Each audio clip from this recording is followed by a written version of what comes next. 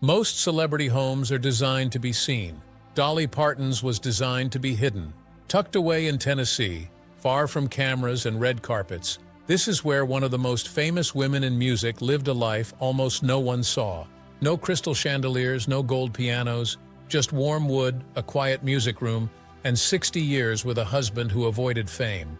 How does someone who built a $650 million empire choose to live so simply? This is Dolly Parton's music, memories, and the mountains that never left her heart. Even after Dolly Parton became one of the world's most beloved artists, she didn't build a giant palace or a flashy mansion that shouted her success as expected from a celebrity. Instead, she found peace in a place that felt like home. It was a sanctuary woven with memory, comfort, and real life.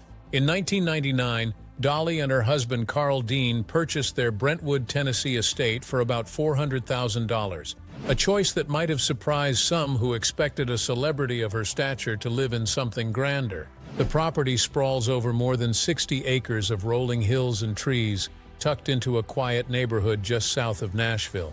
Iron gates open to a long driveway that leads up to a white-painted house with wide porches and classic American charm.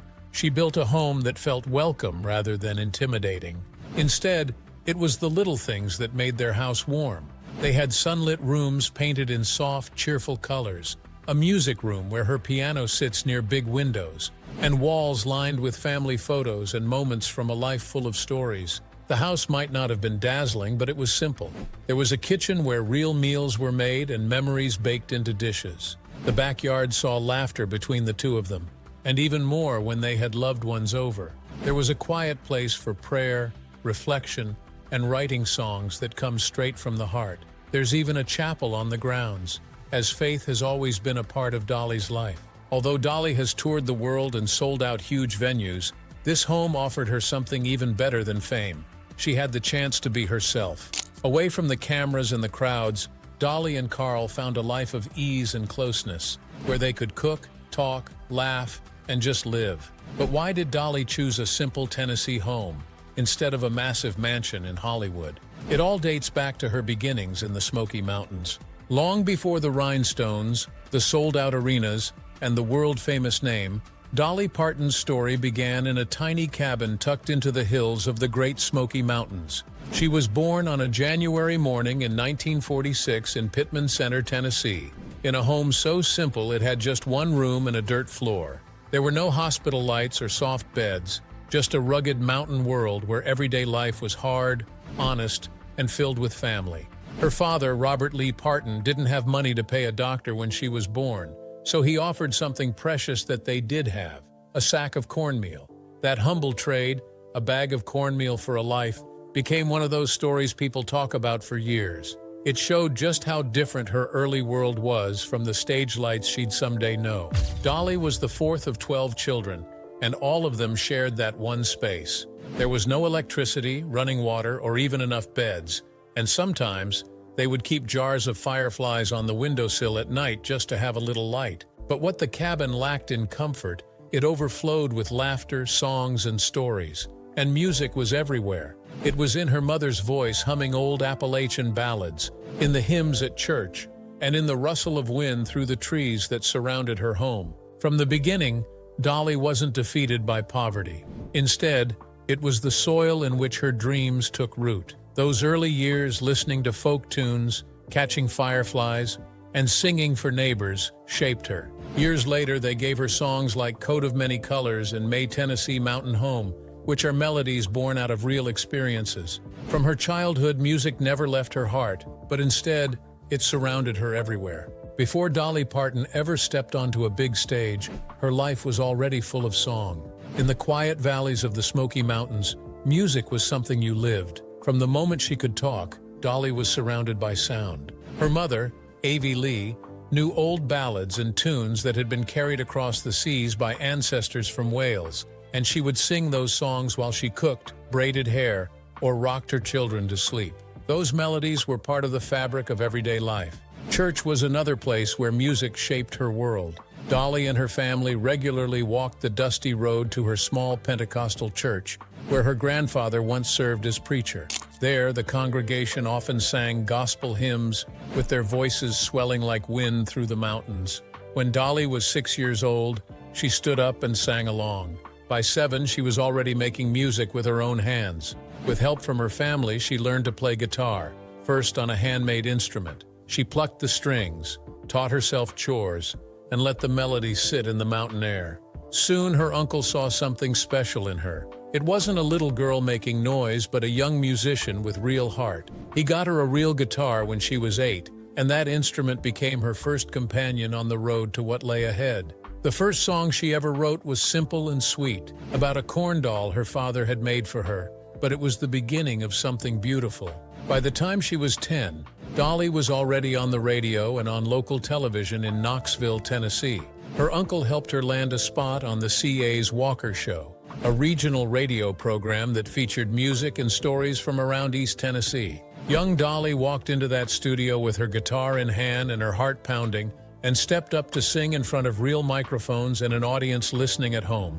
That moment, with the applause, the smiles, and the people listening, was her first real taste of being more than just a teenage singer in church. Dolly's childhood was about feeling, breathing, and carrying music with her into a future that would change country music forever. Her voice was once a part of family gatherings and Sunday services. She started performing on local radio and television, singing songs that carried the spirit of the mountain and the deep heart of the gospel. With that, she began taking her first steps toward stardom. At 16, Dolly was no longer just a child with a dream.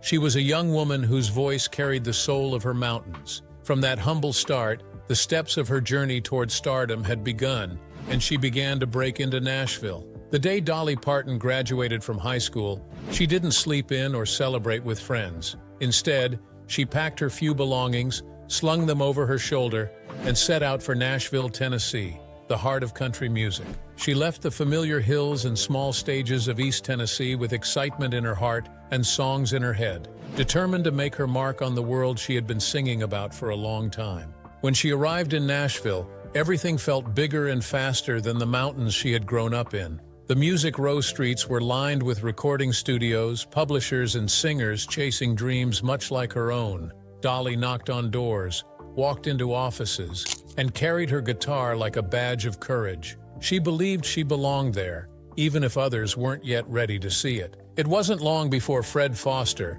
the owner of Combine Music and Monument Records, heard her songs. He signed her first to a publishing deal and then to a recording contract. But Nashville wasn't ready to give her success on a silver platter. At Monument, they didn't immediately understand what made her special. They tried to shape her into a pop singer, thinking her high, bright voice might fit that world better than country. So Dolly recorded up-tempo, pop-style tracks with catchy hooks, but it didn't have the soul that she carried from the mountains. Even with that, Dolly kept writing. She wrote songs from her life about heartbreak, hope, and hard work, and soon, others began recording them. When artists like Bill Phillips put her songs on the country charts, the world started listening. Monument finally let Dolly record the music she felt and the music she was born to sing. Her first country songs, like Dumb Blonde and Something Fishy, began climbing the charts, and the world immediately knew about her unmistakable voice. That move to Nashville at 18 wasn't easy. There were wrong turns, labels that missed the mark, and long nights of doubt. But with every step, Dolly saw herself moving towards solo stardom. After years of hard work, Dolly Parton finally left behind the safety of duets and partnership and stepped into the spotlight with her own voice and songs. Her rise to solo stardom was more like a slow sunrise, gentle, bright, and impossible to miss once it filled the sky. In 1974, Dolly wrote a song that would change everything.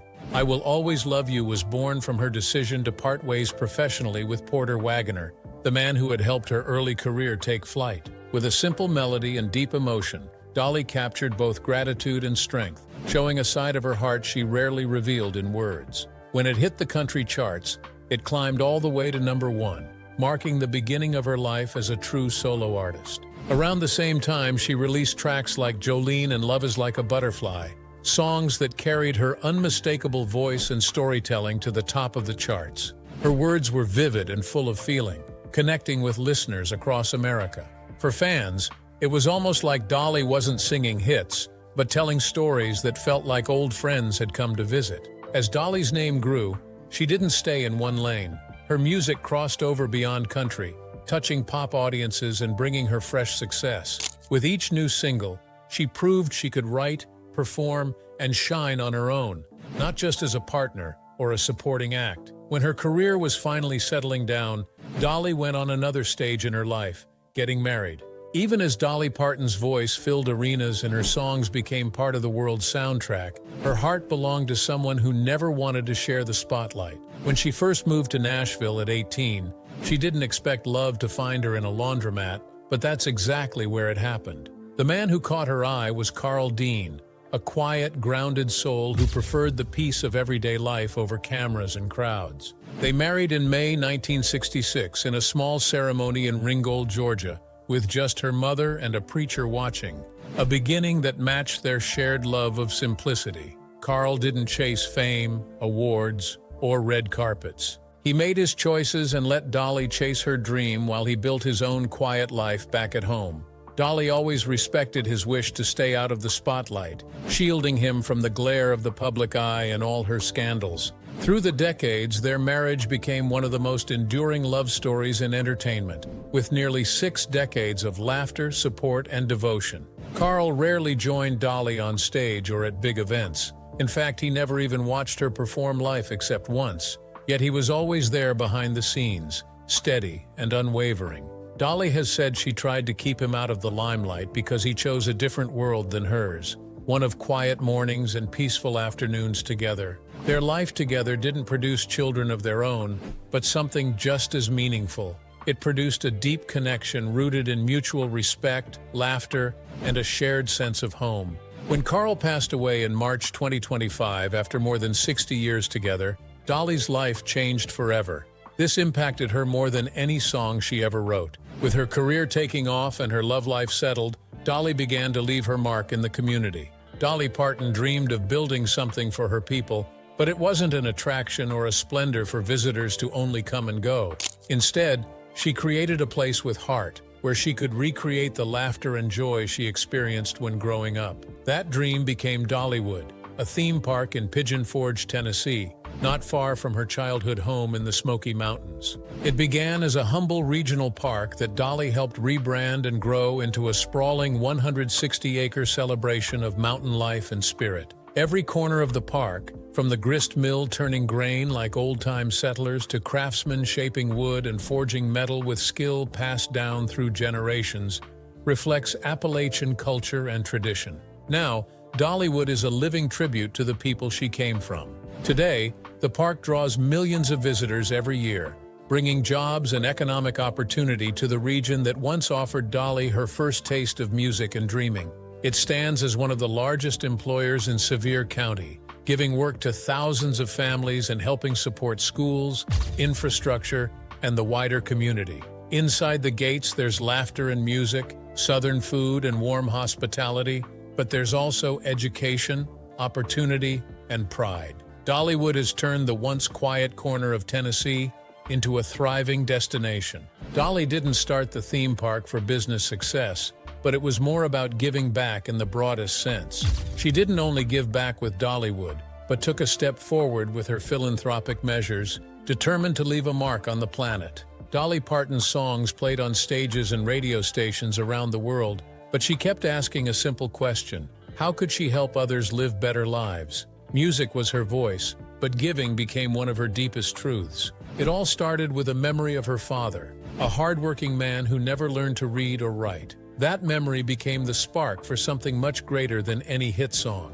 In 1995, Dolly launched the Imagination Library, a program that would send free books to children from birth until age 5, no matter where they lived or how much money their families had. What began in her hometown of Sevier County, Tennessee, soon spread across the United States and then to Canada, the United Kingdom, Australia, and Ireland, gifting more than hundreds of millions of books and helping children discover the joy of reading. Her generosity didn't stop with reading. In 2016, when wildfires swept through the Smoky Mountains and destroyed hundreds of homes, Dolly didn't wait for someone else to act. She created the My People Fund, sending monthly checks to families who had lost everything and helping them rebuild their lives. Her response was immediate and practical, as she aimed to help the people she always called her own.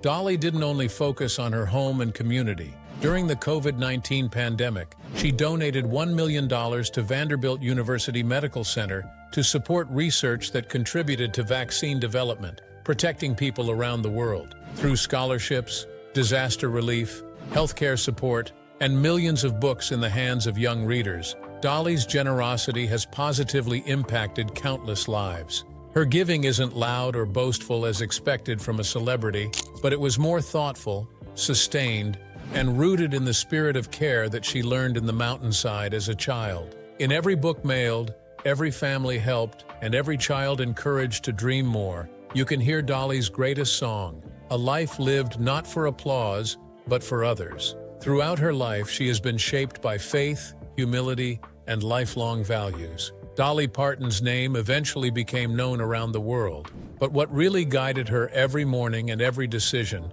wasn't fame or fortune, but the faith and the values she learned as a child. Dolly grew up in a home where prayer and church were part of everyday life, and the spiritual grounding stayed with her long after she left the Smoky Mountains. She didn't treat her faith as something only for Sundays or stage moments, but it became a daily ritual that shaped who she was and how she lived. She has often said she begins each day with prayer, asking for guidance, strength, and the right people to enter her life and the wrong ones to leave it. That simple act of waking with gratitude set the tone for all she did. Dolly never hid her belief, but she also didn't shove it into anyone's face. Her spirituality has been humble, and something she carries quietly in her heart as she writes songs, helps others, and lives out her days with joy and thoughtfulness. She believed that love and kindness were powerful forces, that seeing the good in people mattered, and that each of us is capable of bringing light into the world, even amidst troubles.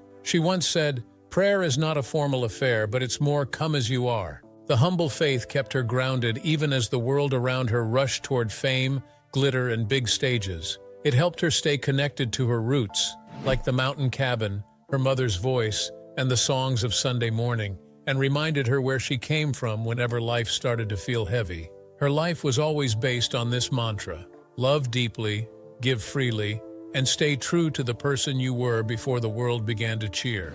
Despite the fame and success that Dolly Parton has achieved over the years, she has lived a life down to earth in her Tennessee home. Rather than going for mansions and castles, she decided to live quietly with her husband while achieving fame around the world. What's your favorite song from Dolly Parton? Let us know your thoughts in the comments. So, thanks for watching this video, and we will see you in the next one.